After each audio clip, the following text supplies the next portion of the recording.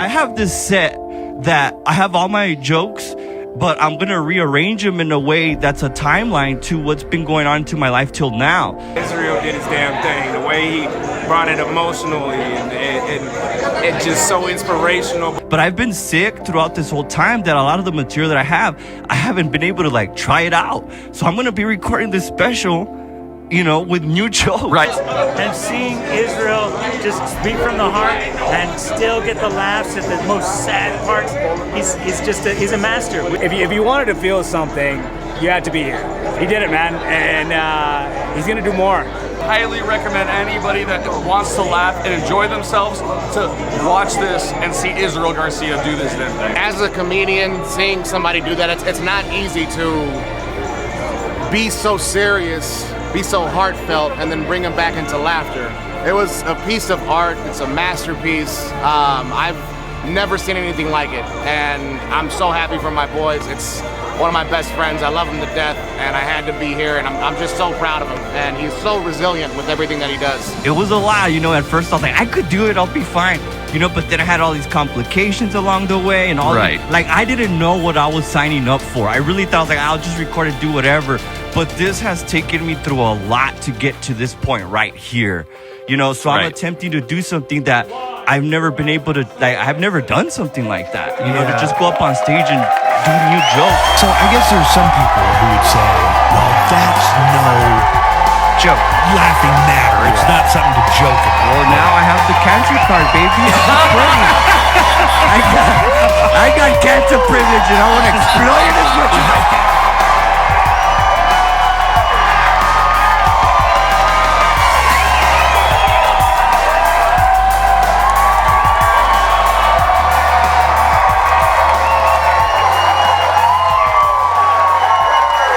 El Paso, Texas, how's everybody doing tonight? Woo-wee! Y'all motherfuckers showed up! They just told me right now that we sold out the El Paso comic strip, guys, so we did it. We did it. I appreciate you guys all coming out tonight, man. Where do we begin, guys? Where does it all start for me, you know?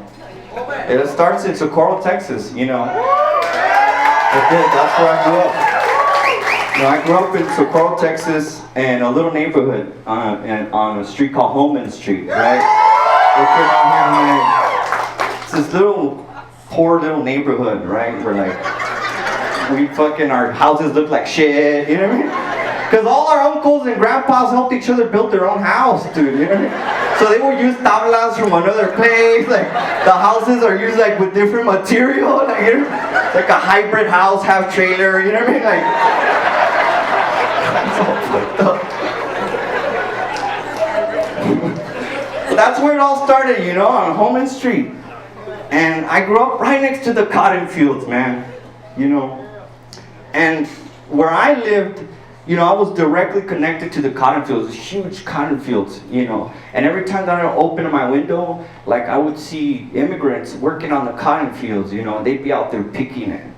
And I remember every time I go to school and stuff like that, I would wake up, go to school, and I would see them out there picking the cotton, you know. I'd come back from school, and they'd still be picking cotton.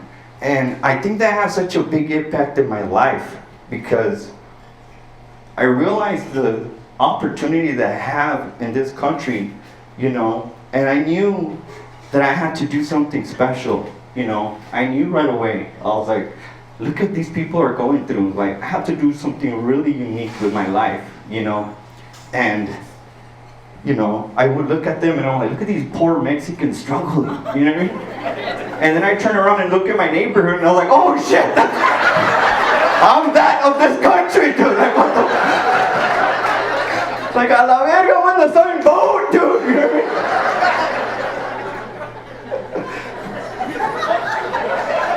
mean? It's a big realization, you know? And that's one thing that always upset me about what people say about Mexicans, you know? People always say bad things. They'll be saying, like, Mexicans are lazy, you know, and we don't work, you know? But to that, I say, fuck you, okay? Because Mexicans are one of the hardest working people on the face of the planet, okay? We worked hard. We work so hard, even the Mexican homeless people work hard, dude. Right? They're not out there with a sign like white homeless people. I'm hungry, give me change. It's hot. Now Mexicans out there selling cacahuates, güey. They are todos puteados, güey.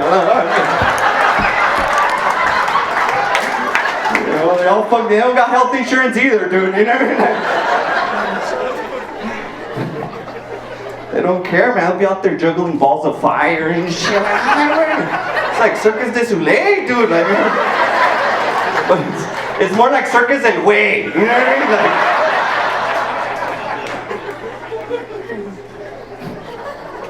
but it was cool, man. My little neighborhood, you know, it was just a lot of Mexicans and a lot of fucking cholos, dude. That's what we had, you know.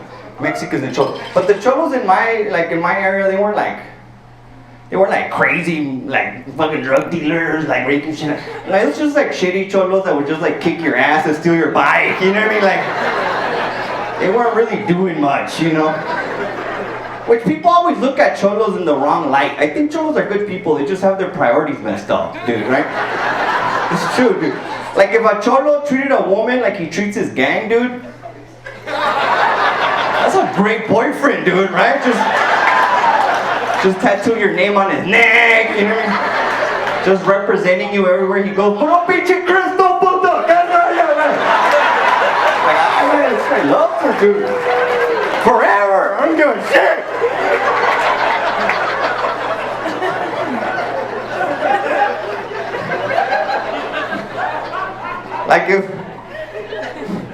Like if cholos treated their kids the way they treat their dogs, dude, you know what I mean? Have you ever seen the pit bull of a cholo, dude? Just todo limpio, todo muscled, pero el chavillo, dude, todo desnutrido, güey, like, man, the kid has rabies, pinche silver teeth, like, wow, motherfucker needs his vaccinations, whoa. Took care of that kid, whoa.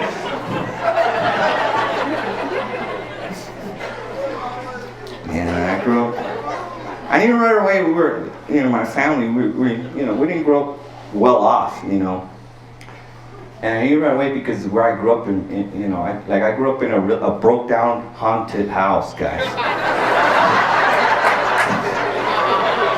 Thanks for laughing, assholes. Well, it wasn't really a haunted house, it was a haunted trailer, okay?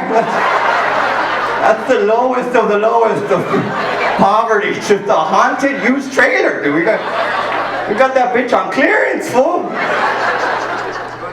And when you have a haunted trailer, dude, it's not like because there was a little ghost, a little boy, you know, and it wasn't like a Victorian ghost, like with knickerbockers, like, oh, you know, haunt you, you know. This motherfucker died in 1986, dude, so he's like, dude, wearing a fucking Ninja Turtle shirt, dude, like, oh, the whole time I thought that motherfucker was my cousin, fool. I didn't know. I was like, a ghost?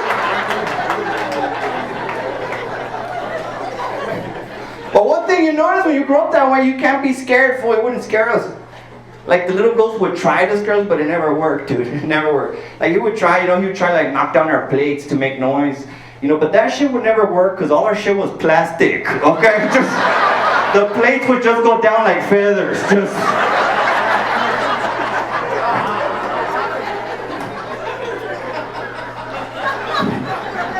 He would like flicker our lights on and off, you know what I mean? The only person that would get scared of that was my mom, you know? She would come in like, mijo, look at the lights! I didn't pay the electricity, ching! Gotta go make payment arrangements! Like, 3 months extension for a $60 fucking bill, dude. That's what moms do, dude. That's their job. Mexican moms make payment arrangements. Which, by the way, my mom and my dad are actually here tonight. Where are you guys at, Mom? I don't see you guys. Yeah, can you guys stand up for me real quick? I want to give a big shout out to them. Can you guys get up? Oh, yeah.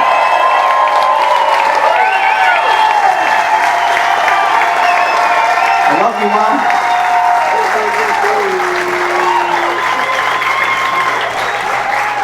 My mom was such a wonderful person, you know. I'm so grateful to have her in my life. She's been amazing. She's been amazing. So is my dad. And I had like the typical Mexican mom that you can have, you know. Like, I don't know if you guys have the same mom that I did. Like, my mom had this thing called a bata, right? This robe that all Mexican moms wear, like, all day they're just walking around in their bata, dude. And it's the same one. She's worn that shit for 30 years. Never changes it, never. That's what it is. You get her one for Christmas, never wears it, dude.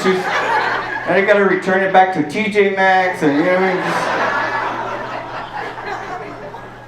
mean? You know, like, I don't know if you guys know this about these batas, you know.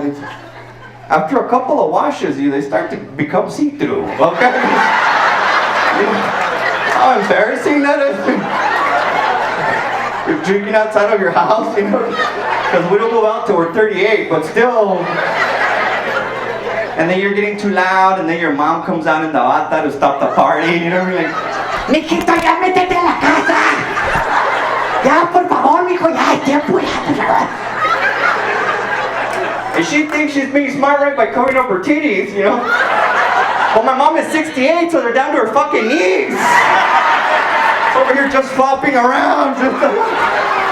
While you're covering up her kneecaps, like, Mom, no, God. Look at my mom's knees.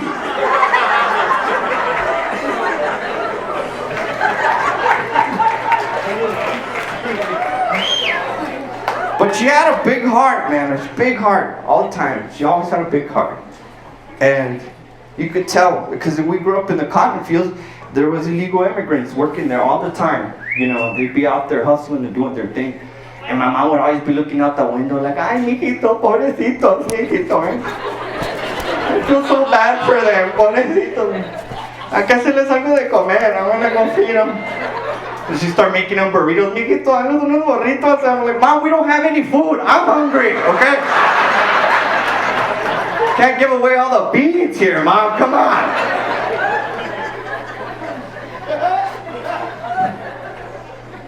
But we'd give them, you know, we'd give them the thing, you know. And then my mom would, and then I realized after a while, all the immigrants started to just be there at the house all the time. You know, and I was like, pues, ¿qué chingados está pasando? And then I realized my mom was out there with her bata, dude, you know what I mean? Like,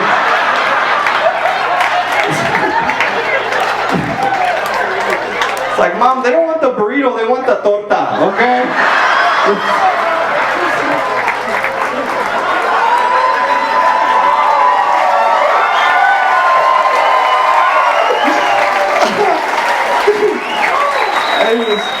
I just thought of that joke today, dude. I was like, fuck it, it's going in!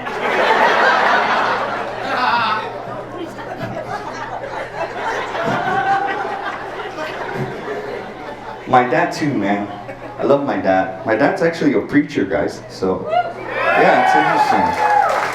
So I became like a hybrid preacher in a way, you know what I mean? My dad was cool. I mean, I don't know if you guys have the same dad also. Like, my dad's like been in this country like 40 years and he never learned English, dude. You know what I mean? Which I never got, you know, because I grew up in this country. I'm like, you know, second grade, I'm like, Dad, like, learn some fucking English. You know, this is America. But I will give him that, you know. He would try. At least he would try.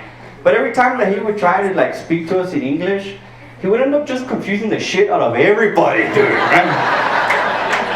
Like we'd be at a restaurant and like, no, yo lo quiero hacer orden. I'm gonna order. I'm gonna do it. I'm gonna do it. Yes, can I have 2 cheeseburgers, please? 2 cheeseburgers. Cheeseburgers. I'm like, no, damn. We're good on the cheese cocks, man. We appreciate it, but.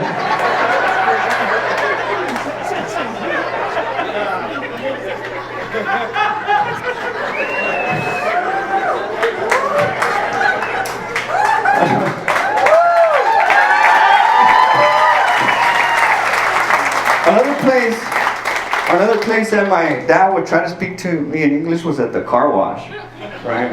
And not like the fancy ones where this fucker, you know, sells Tesla and it's like an automatic. Just put it in neutral and follow the rules. No, we used to go to those ghetto car washes, the ones with the dirty brush, you know what I mean? Where Ralph would sell crack, you know what I mean? Like.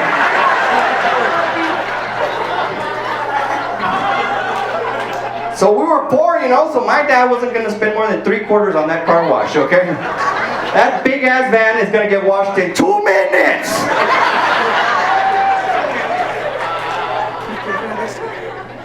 So we had a system. There was a system that we had, you know, he was the brush guy, right? I was a little pussy, like, no matter, you know what I mean? Like, so I was a quarter kid. My dad would give me the quarters and I would put it on the knob that I needed, you know what I mean? So my dad would be out there, the machine would start, we'd put in the quarters, and then my dad would be there with the brush, you know, just looking.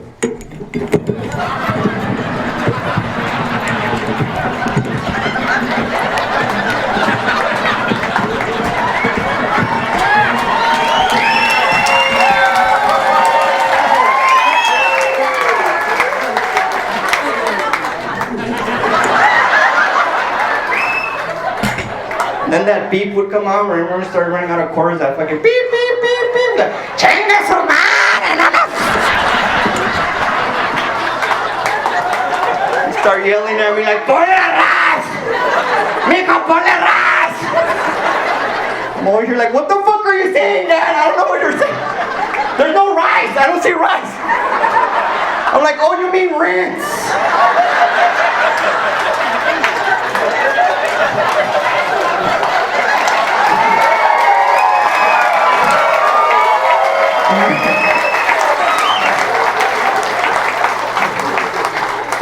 I guess we all have the same dad in here tonight.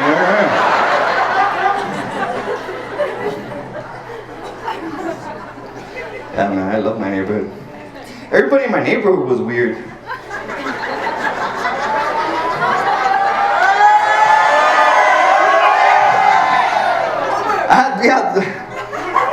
I wasn't gonna put this in the special, but there's these friends that I have that I grew up with, and they were in the middle of my neighborhood, dude. This is how weird my fucking hood was, dude. They had a ranch in their backyard, bro. Tell me I'm lying, dude. And not even like a big, it was a fucking regular ass backyard, fool. Like on the east side, like that. These guys had rabbits, chickens. They had hogs, bro. And a fucking horse. Tell me I'm lying. They had a fucking horse, dude. Hasta el pinche marrano, dude. It was like not a pink one like the cute one. It was like those hairy ones that would be like. Sometimes that fucker would get out. I'd be in my bike like, hey, what the?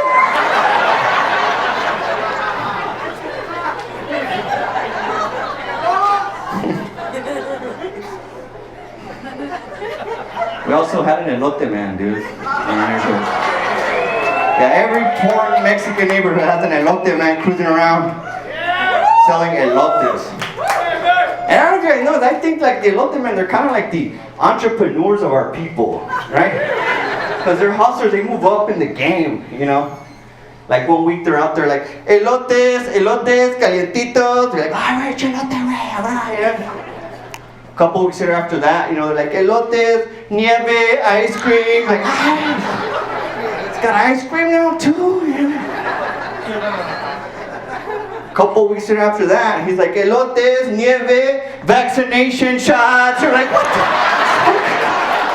what the fuck is... Es la moderna, mijo, es la moderna. Got all the leftover COVID shots and shit.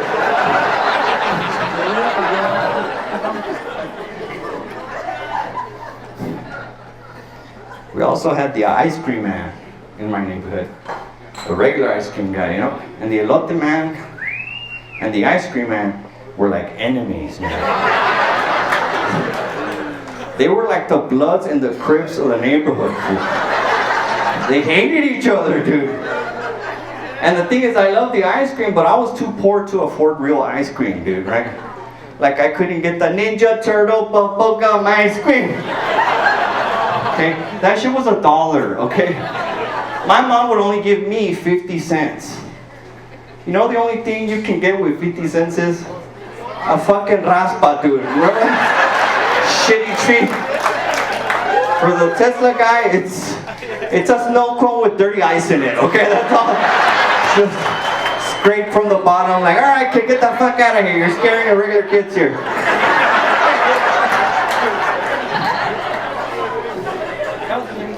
But there's something that I realized about all that, you know? I realized how my friends were gonna grow up based on the color of the snow cone that they would get. I did, it all makes sense, you know? Like, I had a friend, he'd always get the blue one. Like, I want the blue one, give me the blue one. Guess what he grew up to be, guys? A police officer, okay? That makes sense. Any cops here tonight? No, they're all like, ah, bueno, no mataron.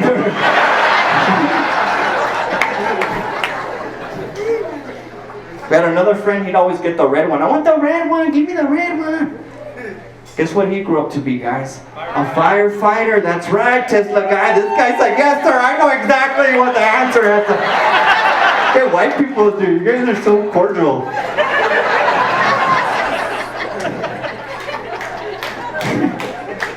And then, we had that other friend, the one that would get the rainbow squirts. Remember that kid, the one that wanted all the squirts? He'd always walk up to the ice cream like, hi mister, how's it going? Oh my god, it's so hot. Can I get a raspa? And they'd be squirting that. Squirting. Give me more squirts. Fuck it, just squirt me.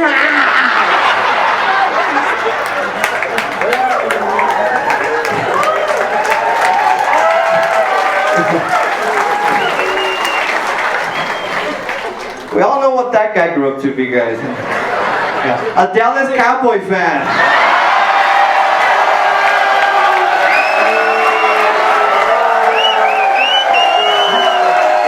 That's right, baby. I went there. I don't give a shit anymore. I got cancer. Going all the way.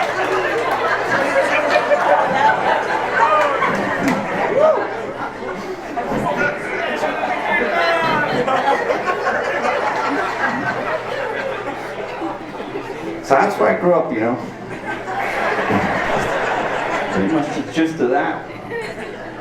Then I grew up, you know. And as I was growing up, I started getting into comedy, you know. And I remember, like, the first time I made my family laugh, like, I must have been like 5 years old. And I don't know if they have those, back in the day, you know, like, the millennials don't know what this shit is, but they used to sell, like, VHS tapes, like, to, like, hey, call this number and get like Girls Gone Wild, pretty much, you know what I mean? But there was this like VHS that my mom got because she was into tornadoes, and it was like a collection of tornadoes, you know, going crazy, you know. Come get the DVD, the fucking VHS tape, tornadoes fucking shit up, volume 1, you know what I mean? And she put it on, and it's all white people, dog. It's all white people just recording. There's a tornado over there. You know that tornado. And so I just started doing the voice like, a tornado, you know what I mean? Everybody's like, fucking Riley's doing the fucking voice, you know? Just be walking, tornado, tornado, they're like, that's so funny. And then I just felt it right there. I was like, oh, I like this feeling, like, it's nice, you know? And so it was always there, you know? It was always there in the back of my mind. And then, as I got older, I went to school and I would make everybody laugh in my class, and I was the class clown, and I enjoyed it, you know, but I was like, I want to do this for the rest of my life. I knew right away at a young age, because I was like, this is it. Like, this is what I want to do forever. And I didn't know how to do it. I really didn't know how to do it, you know. And then when I got a little bit older, I started watching stand-up. And I was like, that's it. That's how you do it, you know. And I got engulfed in stand-up comedy. Like, that's all I would do all the time, is just watch stand-up, watch it, and I just would, like, watch these great, I watched comedians You know, all of them, you know, one of them actually was from here in El Paso, a comedian named Freddie Soto. Yeah, rest in peace, Freddie Soto, man. Big time, legendary comedian. And I saw his special and his background looked like El Paso, dude. And I was like, wait, then come to find out he was from El Paso. So he was a big influence in my life, you know, and I started to learn and grow from it. And, you know, as I got older, I said, you know what, I'm gonna do this. And then I got this little notebook. Right after, I actually told my mom I wanted to drop out. That's how much, I was like, I'm wasting my time. Like, what is school's not gonna make me funny. It's not, and I was like, this is worth it. So I told my mom, like, Mom, I wanna drop out because I wanna be a stand-up comedian. This is wasting my time. And my mom was like, ay, mijo, pues, ¿qué va a pasar? You know what I mean? It's like, don't worry about it, I got it, okay? You just signed the fucking papers. And she did. She signed the paper. I was like, I went and worked, fuck, alright. That's right, baby. So, you know, I did that. And then I had this job, I worked with Tony, you know. And then, but that whole time I had this little notebook. I'm like, I gotta write. So I started writing little jokes here and there in this little notebook, and I would carry it everywhere I would go, you know, and I would be like, this is it, like, I gotta make this work. And in the beginning, like, I didn't know what I was doing. Comedy is just this journey that you don't know what you're getting into. It's you don't know. And this happens a lot. And it happens not just in comedy, it happens in everything that you do in life. Anybody that has a vision or a dream or a goal sometimes seems like you can't do it. It's unattainable, you know. But it is. You can do it, you know. Yeah. And so I was like, I'm gonna do this, you know. And then I was like, okay, well, where do I start? And I was like, all right, well, if I do jokes, then I need to get into a comedy club or something. And I didn't know, like, at that point, I knew about the comedy club, but I just wanted to just do these jokes, you know. So I was like, you know what? If I can't get into any of that, then I'll just do my own shit, you know. And so I was like, I'm gonna do my own show in my brother's garage. You know what I mean? So yeah, I did it.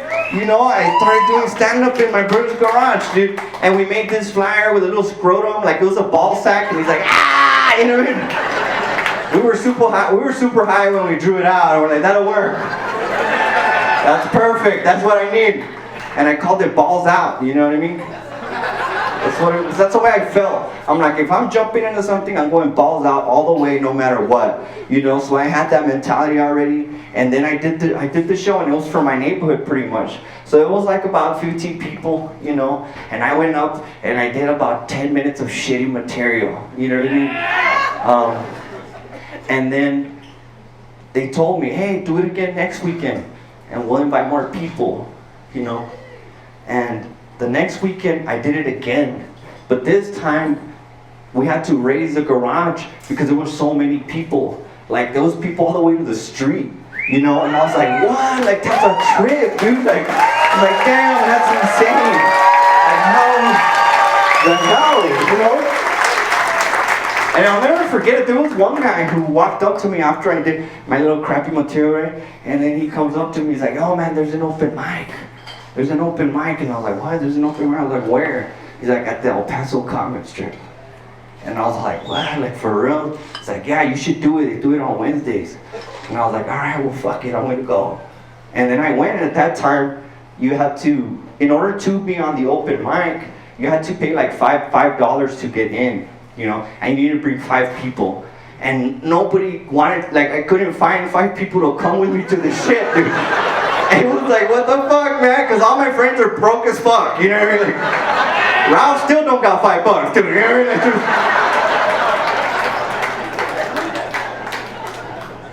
So I told them, I called them like, yo, I need you guys to come out. I'll pay your entrance. I just need to go up and try this material. I just want to try it. So I paid all the entrance of all my friends with what I had. And then I performed. I went up at the open mic and I did really good, you know. I was like, damn, I did fucking awesome. I was all happy. The host saw me that was hosting that night. It was this guy named George Jimenez. He was like the guy in El Paso. And he saw my set. And then afterwards he told me like, hey, I want to talk to you, you know, after the show. So I was like, okay. And then I got off and he came up to me And then he's like, man, you're really funny. And I was like, thank you. He's like, how long have you been doing stand-up? And I was like, 2 weeks. He's all like, what? He's like, where? I'm like, my brother's garage. He's like, what? So he's like, well, you want to do some shows? I was like, yeah. You know? So then I started doing shows. And then I started doing shows all around town. You know, I started doing shows at Maki Sushi Lounge, that little sushi lounge place. I started doing Cincinnati Bar with all the drunk college people. Like, I was so young, I was underage. You know, so I'd be begging the bouncer, like, please let me do stand-up. Like, I can't, like, you can't, you're underage. And I was like, I just want to do comedy, like, please, please. And I would go so much that after a while, they just said, you know, fuck it, just go do it. You know what I mean? I would go and they'd kick me out right after, you know? So that's what I did for a while, and I just kept doing it and doing it and doing it around town. And then word started getting out that I was doing pretty good, you know? And then finally, you know, I got the call. You know, the call came in. And it was my friend George Jimenez, and he asked me, hey, he's like, hey man, do you want to host at the El Paso comic strip? And I was all like, what, I got the chance, you know what I mean? Like, yeah, dude. Like, I was so excited, you know? So I showed up here to this place, and I was so new, I didn't know anything about anything, you know? I was just like, it was my first time like being at an actual comedy club, you know? And I didn't know how it worked. You know, I was always wondering, like, how does this work, you know? And then Bart came out, and he gave me a little cue card. And in the cue card was the information of the club. He's like, I'm gonna go ahead and get you up, and then, you know, you introduce this. He gave me all the things that I needed to do, and I was like, okay, I got it, like, cool, right? So I stood right there on the side of that stage right there, you know? And I waited, you know, and then the lights went down, and then the music started playing, and the lights are a little bit like all over, you know, and I'm standing there while the music is on, and I'm like there waiting, and then the music keeps going, and then the music keeps going, and then the music keeps going. So I get in my own head, dude. I start like, hey, maybe I need to go up because it's my time to get up. You know what I mean? I was like, I should go up now because he's waiting for me so he can do the thing, you know what I mean? And me, being the dumbass that I am, I rushed on stage, you know, with all the lights and the music playing, the music turn on. So I'm standing here and I go like, what's up, El Paso? And the mic is off. The lights are still going. The music is still playing. And I'm just like, oh, fuck, dude. And out of nowhere, the voice of God from the back just like lights up. And I just hear Bart just go like, Israel is not time yet. Go ahead and get off the stage.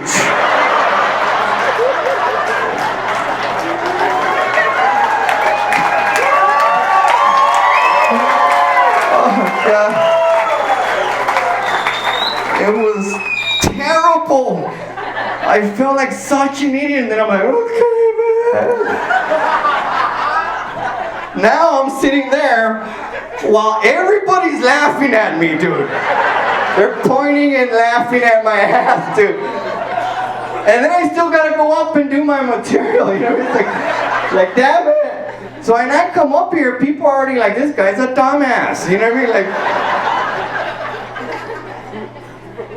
And then I go up and I completely bomb. I ate it hard. Every joke I was doing, nobody's laughing. Because they saw like, oh, you're a dumbass, you suck. You know what I mean? Like, so they didn't even give me a chance. And I got off, I did my set, I brought up the feature, which is this next comedian. And then I was so devastated. I went to that bar and I bought like fucking 3 shots. And I'm like, here you talk, I don't want to feel this when I'm shitty feeling. Me puse todo pedo, you know? And I was like, you know what, dude, it's okay. As long as you just be a good host, like bring up the headliner with enthusiasm, maybe you can save yourself a little bit, at least with Bart, you know, because he's the guy, and he's seeing me eat it. And then so I was like, I'll bring up the headliner, I'm gonna hype him up, and you know, this is my chance. And then so finally the feature gets off, and then the headliner comes up, you know. I come up and then I bring up the headliner. And I'm like, are you guys ready for your headliner tonight, El Paso? And everybody's like, yeah. You guys have seen this guy on Comedy Central. You've seen him on HBO. Give it up for...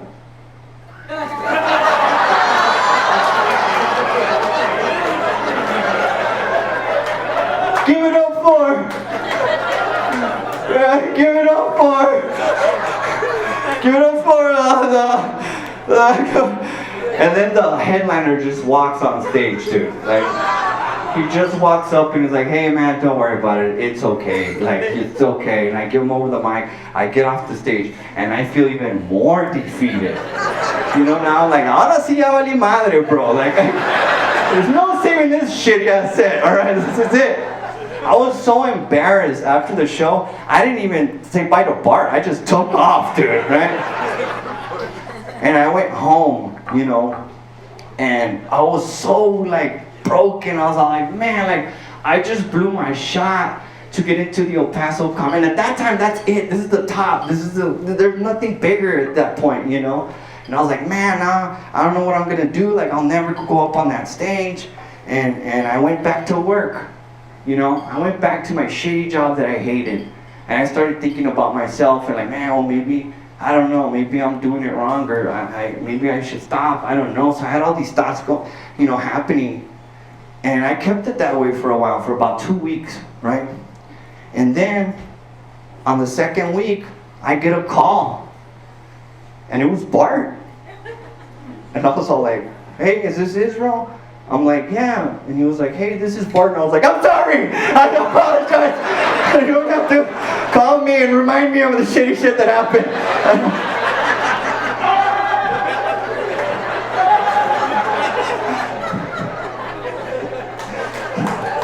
I was so like, no, don't remind me. It's like getting molested. You're like, no, Bart.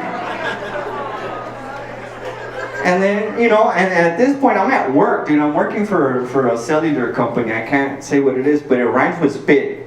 Okay? Make your own assumptions. You know, and so he tells me, hey, do you have a job? And I'm at work.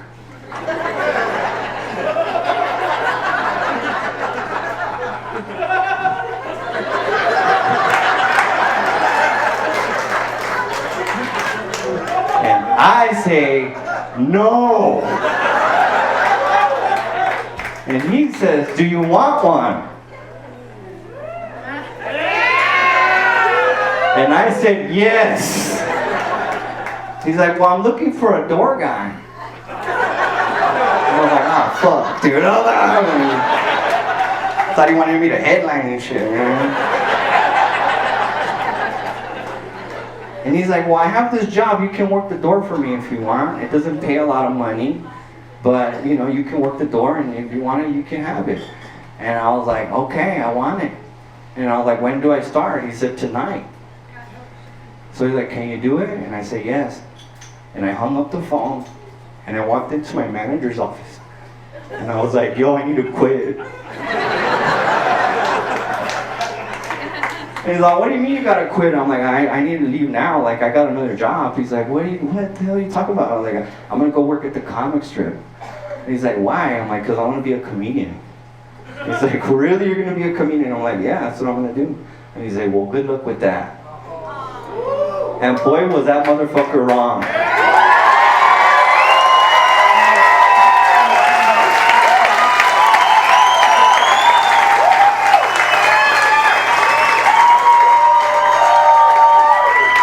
So I left. I came in my spit uniform. I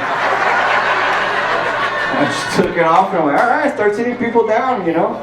And that changed my game, dude. It changed everything for me, you know? Because when I was here, I just started learning. Like, all I would do is just watch stand-up week after week. And we work Wednesday through Sunday. Friday, Saturdays, 2 shows. I wasn't going home till 2, 3 in the morning. I didn't care. I didn't care about anything other than what I was doing.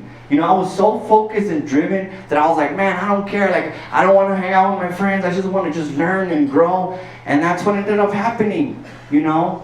I slowly started to learn how they do it. I would watch how they would move the microphone, you know, how they would handle the crowd. And I just started studying. It was like a little college for me. And I started learning. And then little by little, one day, I get a guest spot, you know, for 5 minutes. It was this comedian named Willie Barcena who gave me my first guest spot here at the Paso Comic.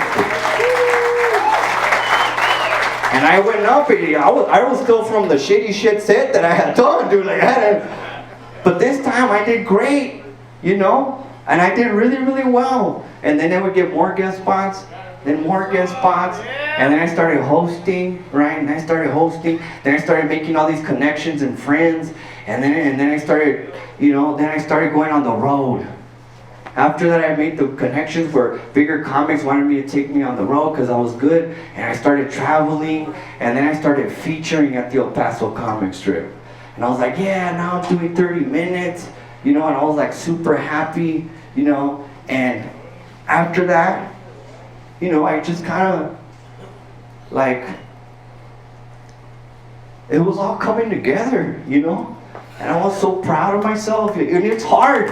It was hard, man. It was hard. You know? It was hard. And at that time, I'm married, dude. I'm married to this woman, and she has a kid, and I'm trying to like figure it both out, like, cause I'm trying like I can get there, you know. But then you get caught up. You know, because then things start moving, you start going on the road, you start partying, and I did all these things, and I'm coming home, I'm tired, and I'm trying to figure everything out, you know. And I wasn't the best husband, you know. I started fucking up, I started partying, getting him late, and doing things, I cheated, you know, and, you know, it just kind of, I lost it, you know, because I got caught up in the life, you know. And then I was like, after that, I was like, all right, well, just keep going, you know?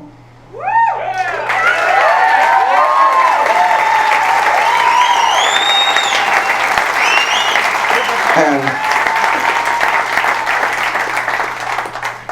for that, you know, I want to give a big round of applause, not only to all the women in my life that have helped me, to my ex-wife, to my mom, to all my girlfriends,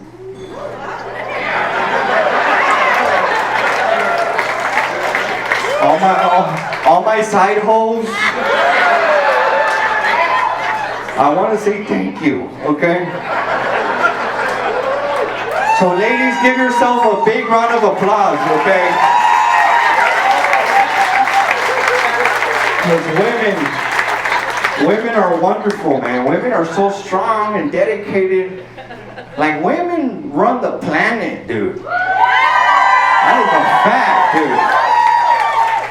Women run the world. Women run the world so much. Even in the animal kingdom, you run shit. You know? Even in the animal, you don't believe me? Have you ever seen ants? Just all in a line all day looking for food. Like, everybody get together. This bitch is hungry. Everybody just...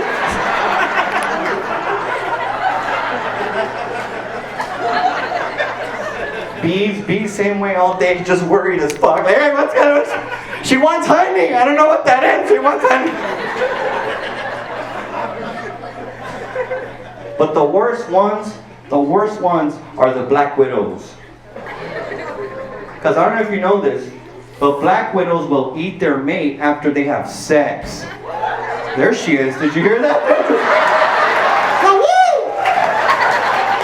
Watch out with that, bro. She's gonna bite your dick off, alright? They'll eat their mate after they have sex. Which is crazy, you know, because it makes you think, like, how are these girl black widows still finding guy black widows to fuck? Dude, you know what I mean? Like, I'm pretty sure word gets around the black widow community or something, right? Like, there's gotta be some guy black widows hanging out at a bar somewhere, you know? Hey, you see that black widow over there? Yeah. Do not fuck her, okay? Just do not have sex with her, dude. It's like, dude, why not? Like, what's going on? What's wrong with dude? Remember John? Wait. She gave him a blowjob and then ate him afterwards. You're like, ay, wait, pinche vieja loca. What's wrong with that girl, man? Shit. Yo, I'm gonna go talk to her, see what's up. Maybe she's single, dude.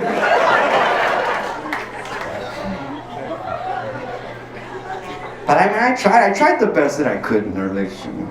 I remember things that I could have done better, you know. She's all like, you don't take me out. Why don't you take me out to a fancy restaurant, you know?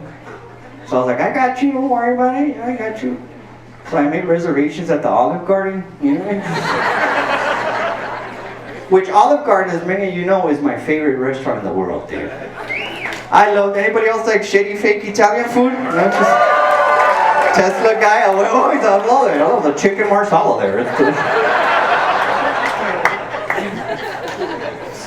I love the Olive Garden, man. The only problem that I have with the Olive Garden is like, why are they so stingy with the cheese? Right? You can't serve your own cheese at the Olive Garden. They gotta serve it to you. And that sucks because I like a lot of cheese on my food. You know? They got everything else at the Olive Garden. They're cool with everything else. Like they got unlimited salad at the Olive Garden. They'll stuff your face with that shit, right guys? Like, hi guys, welcome to the Olive Garden. You got unlimited salad here, sir. Go ahead, put some more salad there for you. Go ahead. No, sir, it's unlimited. Here's a bowl of fucking salad. Eat it!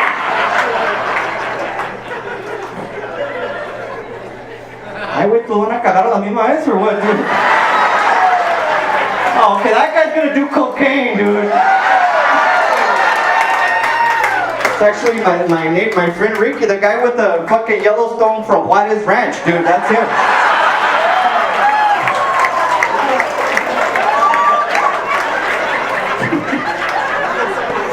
Sigue la misma el güey, dude, no sé qué.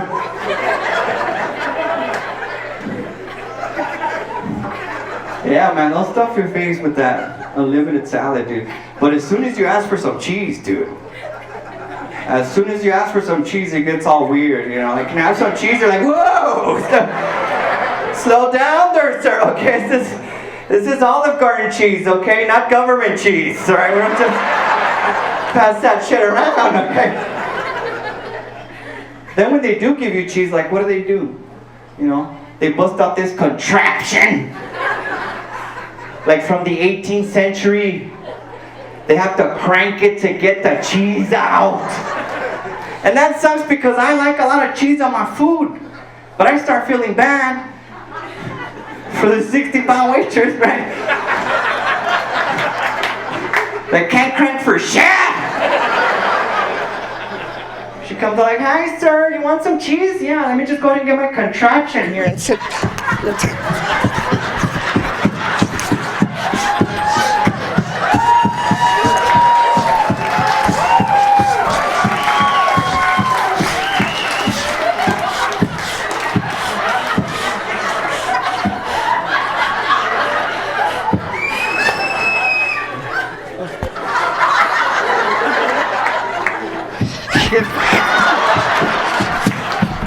No, sir, it's okay. You tell me when. You tell me when. I'm like, bitch, keep going. You're not done.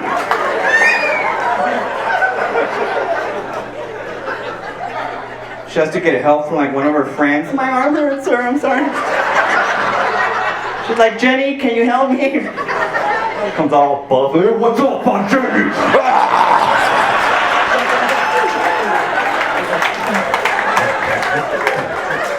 That was a lesbian joke, guys.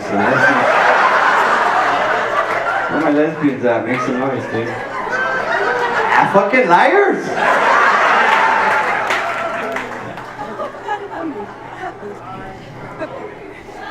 So I'm moving it along, you know. I'm doing stand-up. Then I start to headline. And I start traveling. And everything starts to happen. I start to sell tickets, you know. I start to do all these shows. I'm going everywhere. I hook up with my friend John Polar Bear Gonzalez, and we start working together on videos and all that, and everything just, the floodgates just open, you know, and everything starts working out. I got another girlfriend, you know, and I kept going.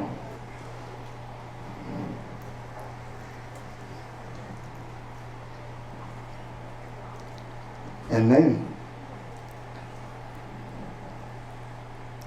one day, at that time I'm living with my girlfriend, and I'm in the kitchen, and she says, "Your eyes look yellow."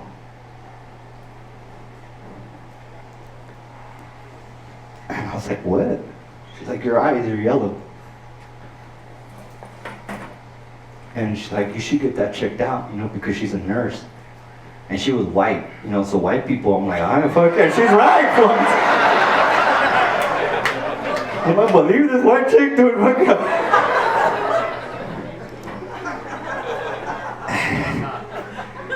And so she's like, "You should go to the hospital and get it checked out." And when you're Mexican, you're like, "I'm fine, but if I go in there, they're gonna kill me, okay? I don't know what's going on." But I paid attention, and I went in. I got an appointment with my physician, and then they checked it out, and they didn't know what it was. They checked me for hepatitis C, because they probably thought, they saw my face of a puto. So, so they, este güey es puto. So they checked me for that. And they didn't find anything. So they're doing all these tests, and time's passing, and we don't know what's wrong. And then, at that point, I have to go to I say, I can't wait. And I go directly to the emergency room. And like I said, I was lucky that I have a fucking white nurse with white privilege, dude. Like, white privilege? She said, "Well, now that got me in, bro. Like, my Mexican poor man needs fucking help." She turned into like some Karen and shit, dude. I was like, "Oh, fucking listen to her, dude." No insurance, but come on.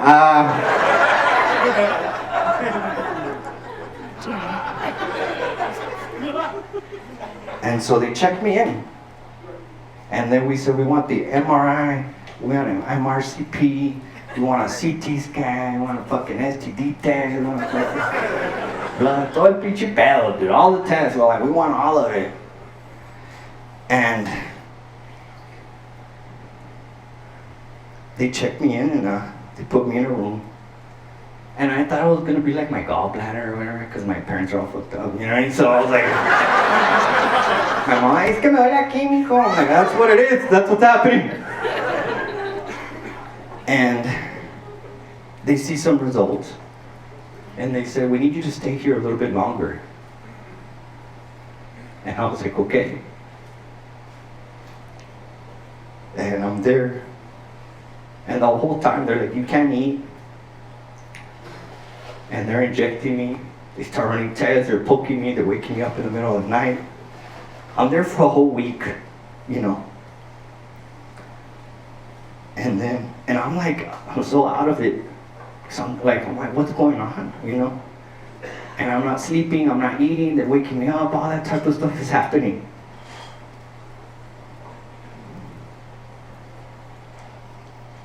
And then finally,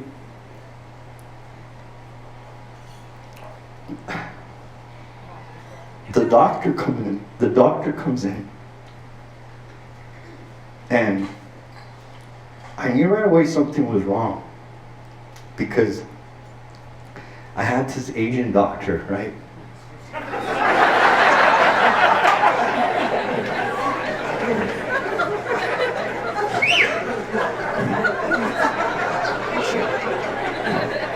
And you know how Asians have those Asian eyes, dude? I don't want to do it because I'll get canceled, Fuck it, I have cancer. Like that, Like, just fucking all the way,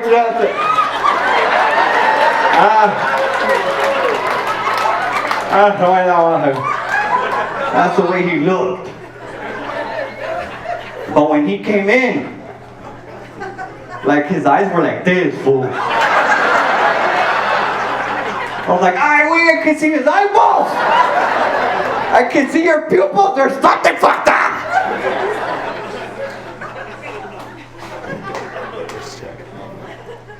And he's like, "Mr. Garcia, can you go ahead and sit here for a little bit? I need to talk to you." And I said, "Okay." And he said, "We got some results." And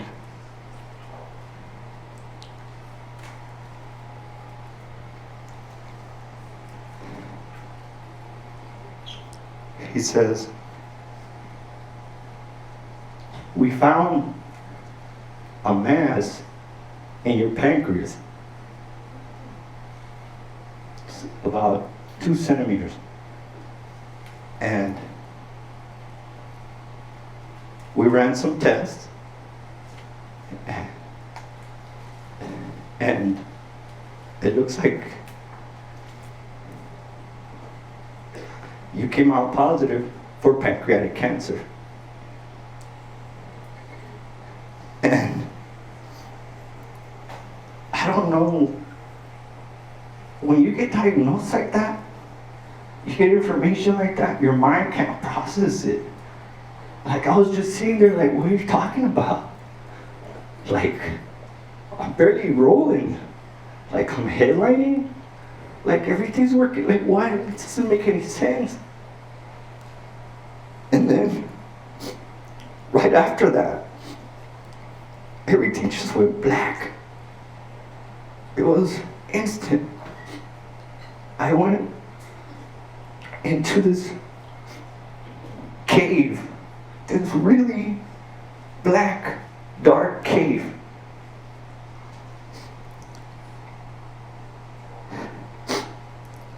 I get diagnosed with pancreatic cancer. I'm like, how? This doesn't make any sense. I'm 36. I have all these, I have everything. And then we have to start you on chemo immediately because it's an aggressive form of cancer. I'm like, chemo? Like, what? My mom and my dad come down and then they start taking care of me. And this whole time I'm just in this dark, dark place that I can't, I lost the light. There was nothing. And then slowly things started to like just self-destruct. I went into this extremely dark depression that I wouldn't wish on my worst enemy. It was so dark and sad, and I was just, going to these appointments, and then little by little, I started losing weight, more weight. And they're like, Mr. Garcia, we need you to gain weight. Porque ya estoy flaco, I'm already skinny as it is, dude, right? I already looked like I had it, dude. I should have fucking caught the signs early, dog.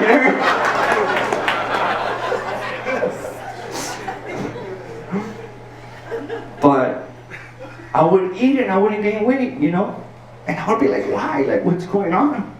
And then they tell me, like, if you keep losing weight like this, you're going to get this thing called cachexia and you're going to die. And I was like, what? So I'm trying to eat, I'm trying to get better, I'm trying to get all this thing going, and I can't. It's not coming up, and it's not coming up. And I'm in this deep depression, I'm in this relationship, I'm trying to control things at that time. And I'm trying to figure it out. I have my parents doing with me, like, how long can I have my mom and my dad? Like, they have to do things too. I don't know what to do. But the whole time I'm trying to do everything myself. Like, I'm trying to think, I'm trying to fix things, and I'm still trying, but nothing is working out for me, And it just started imploding the more I would try to take control of things, And then one day, I hit rock bottom, like complete rock bottom, just hopelessness, nothing. And I remember just being like, this is what I'm gonna feel like for the rest of my life. And that it ends like that. That's the way it goes.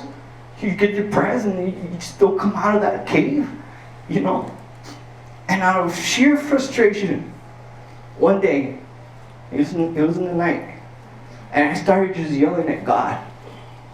And I said, God, like, do whatever you want. Like, I don't give a shit. Like, I'm yelling at, And I cursed him. And I said, do whatever you want. Do whatever you want. I don't care. I can't do this anymore. You do whatever it is that you're trying to do. I don't care. I can't. There's nothing in me anymore. And the next day, I woke up at 8 in the morning, and I grabbed my phone, and I look at it, and there was this song by a band called Greta Van Fleet called "Meeting the Master." It's not a Christian song. It's more like a spiritual song, right? And I'm listening to it, right? And I'm like, man, that's a cool jam. I'm jamming out. And then out of nowhere, I just heard this voice.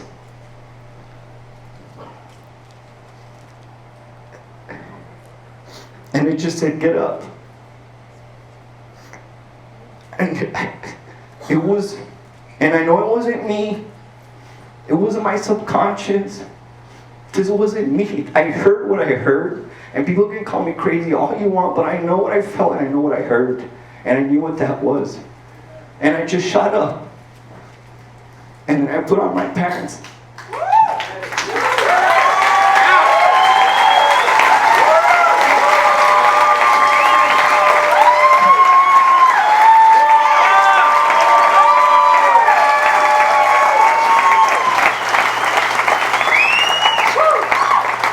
And all of the things that were bothering me, all the problems, all the questions that I was trying to figure out, everything was already in my mind.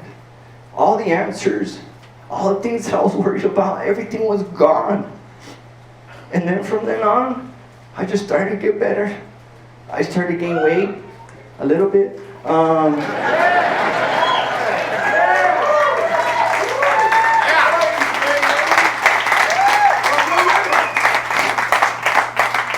And I started to fight, you know, I started to go and go.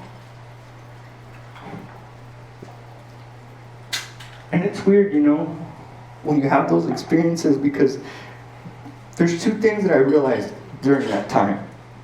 Number one, that God is real. I don't know what you guys believe in, and I respect it. I respect you. But I know what I went through. And I know what I experienced.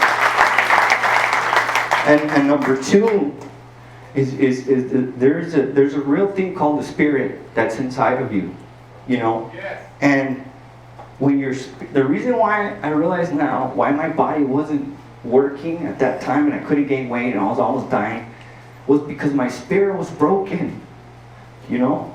I had a broken spirit, and if you have a broken spirit, your body's gonna follow it. So I had a broken spirit, and since I had a broken spirit, my body wasn't working and it was just shutting down. So it's very important, guys, that you guard your spirit with everything that you have. You gotta feed it. You gotta tend to it. Don't allow anybody to break it. No matter who it is, whether it's a family member, friends, co-workers, you gotta make sure you keep it, you know, good and healthy, because the spirit feeds the body, you know. And those are the two things that I learned, you know, from all of that. After that, I get better. I start going out more, you know. I start working out my stuff. And it's weird when you get sick, people always like try to help you out, right?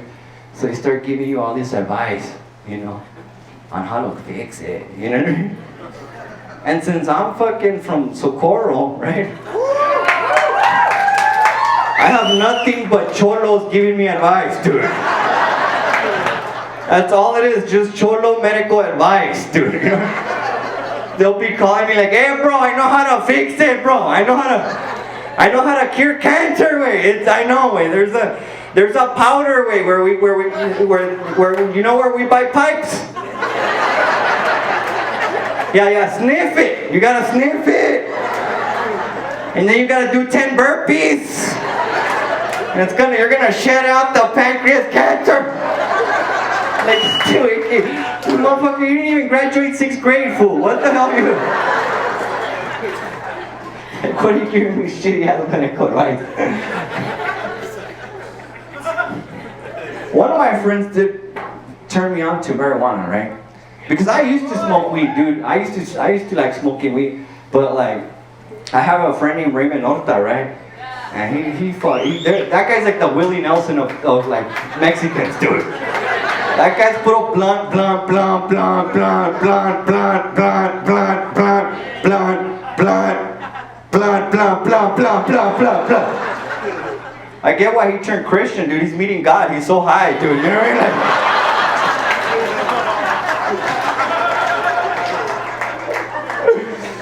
Like, so I kind of had stopped, you know. But another friend of mine, you know, when I went to Houston, I was living in San Antonio at the time, but I had to be in Houston for the medical stuff and the appointments and chemo and all that stuff. And luckily, I had a friend that I met along the way in my journey named Chingo Bling, right? And yeah, give them a real round of applause, man. They've been absolutely, man, they've been a blessing in my life. Him and his wife, they helped me out so much, and you know, they gave me a place to stay while I do chemo, so they've been real instrumental. And so then Chingo goes like, hey man, why don't you try some edibles? You know. So I'm like, all right, whatever, I'm gonna pitch you at a boy, like, I got it, fool, you know. I only take one, I'm like, give me, I got cancer, fool, give me all that, you know.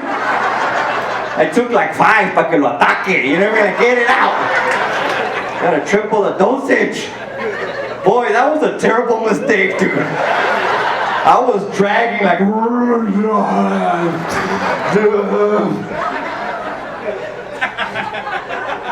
I was so high, dude, like the cancer started talking to me, dog. Like it just came out like, hey, wait, what's wrong with you, fool? Like, ya párale, were you trying to kill us or what, dog? What the...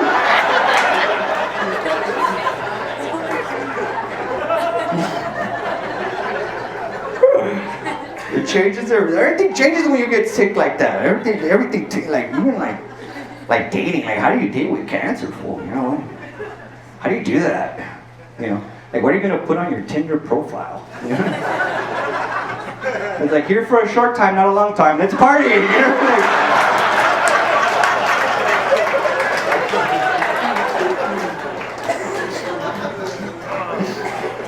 so I'm trying to get better. I'm trying to figure it out. And then I started getting better because for that time I was in the house, I wouldn't go out. And I finally got the courage. I'm gonna start going out. I got una pinche bike. I gotta get healthy. Probably everybody in the neighborhood probably thought I was gay. You know what I mean? Hey boys! How's it going? And I thought going out and getting out there was gonna like help me to get my mind off of cancer, you know? But it actually did the opposite. Because everywhere I go, I am constantly reminded that I have cancer, dude. Like I hate going to places that remind me that I have cancer, dude. It's the worst. Like places like the airport, you know. Because everywhere I go, I just see the word terminal everywhere. You know, it's just...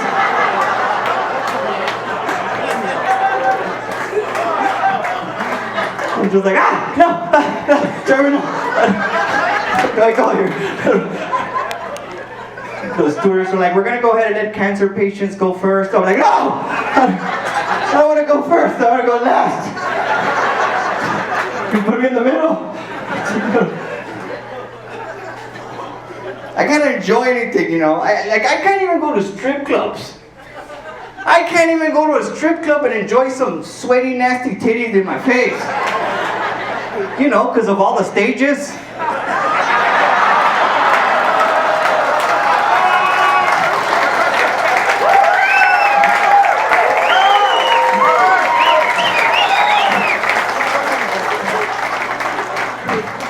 It's like, get up for Diamond on stage 4. You're like, oh, no, stage 4. Get away from me, Clark. Gotta go to stage 2 where it's safe.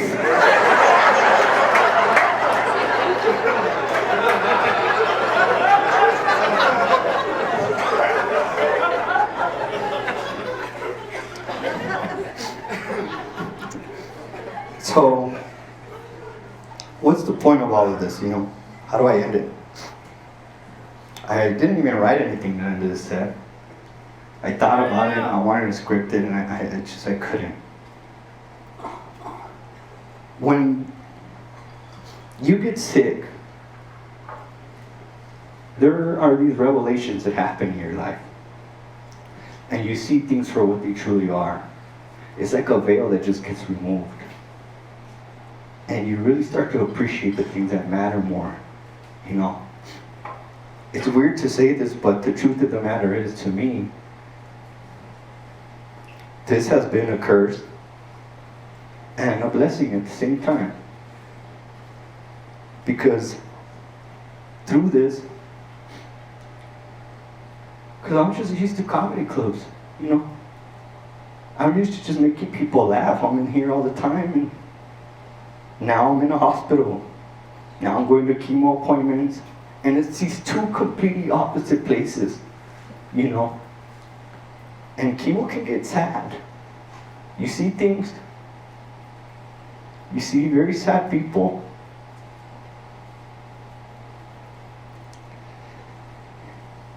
And what better place for someone to be there than a comedian? And I know that right now in here there's some people that are going through it. They've either survived it, or they're going through it right now, or there's somebody that you know that's going through this shit. You know, and it's a very difficult thing to get through.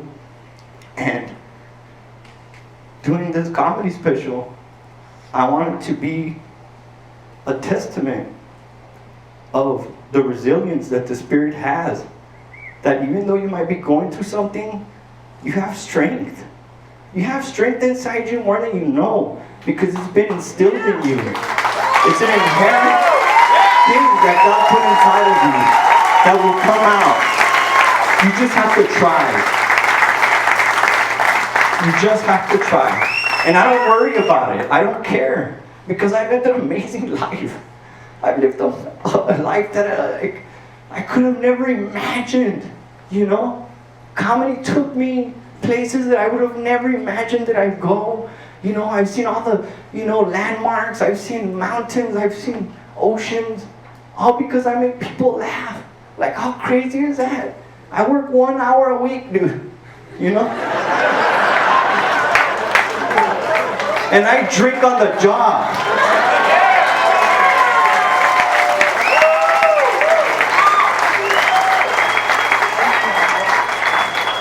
So if you have something that you want to do, and I know you're here tonight, if you have a goal or a dream or a vision or an aspiration, I am telling you right now, fucking chase it.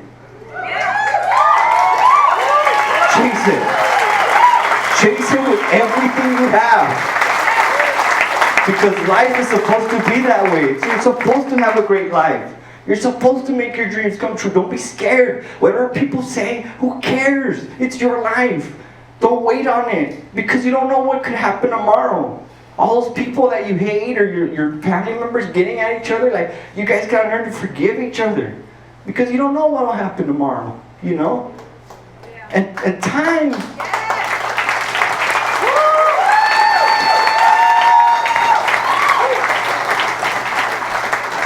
And don't worry about time.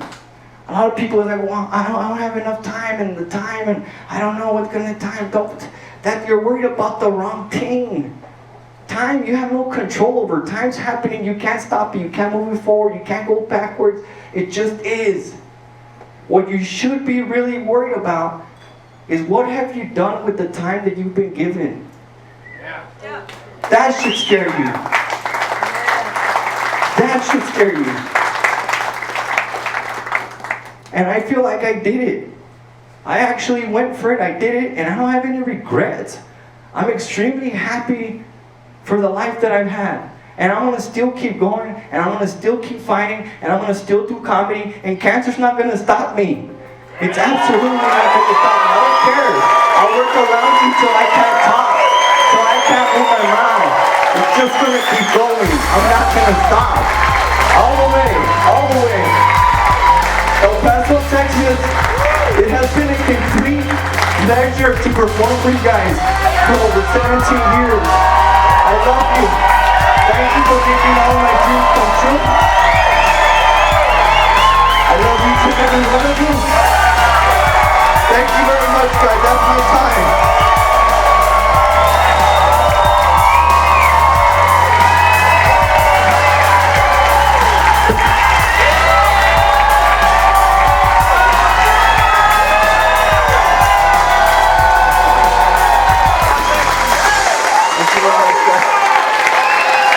much, man. I love you guys. Thank you guys.